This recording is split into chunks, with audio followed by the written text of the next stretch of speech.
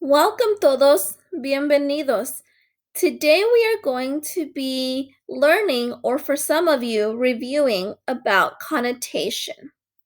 First, I'd like for you to know the difference between connotation and denotation. Denotation is simply the definition of the word, what the word means. But connotation goes further than that. Connotation expresses the emotion that we feel when we hear the word or when we read the word. Why does connotation matter? The word choice that the author makes is going to influence how the reader feels about a subject.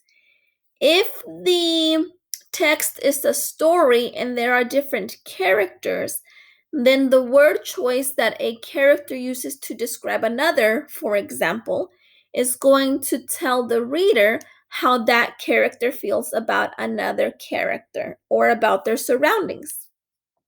Here we have an example of the following words. We have house, home, and shack. Really, all three of these words mean the same thing. They are a place where someone lives. However, depending on which word we use, it is going to express or it's going to give us a different feeling. The word house has a neutral connotation, which means that we don't feel either good about it or bad about it. It's just the basic form. It's just a word that does not have either emotion. The word home, however, is also a place where someone lives, but a home usually is going to make people think about family, about affection or comfort. Those are positive, good feelings. And finally, we have the word shack. Shack is also the name for a place that someone lives, but a shack is usually not very well kept or it's badly built. And that is going to give us negative or bad emotions. So if someone says that they want to invite you over to their house, that's going to give you a neutral emotion.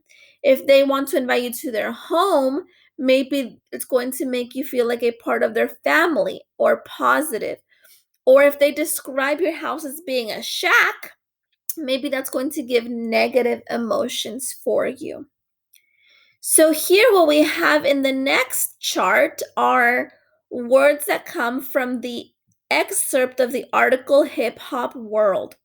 And together we're going to decide whether these words have neutral, positive, or negative connotations. The first word we have is nightmare, una pesadilla. So a nightmare is going to have a negative connotation because it's a scary feeling. Up next, we have the word married. And married is usually a celebration and love. So that is going to have a positive connotation. Up next, we have the word thug. So, thug, we have the denotation or the definition of a violent person or a criminal.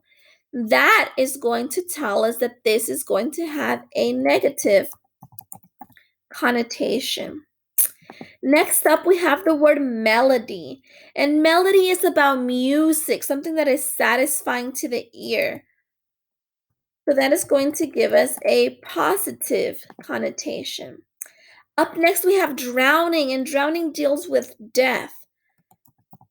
So that is going to give us a negative connotation or feeling.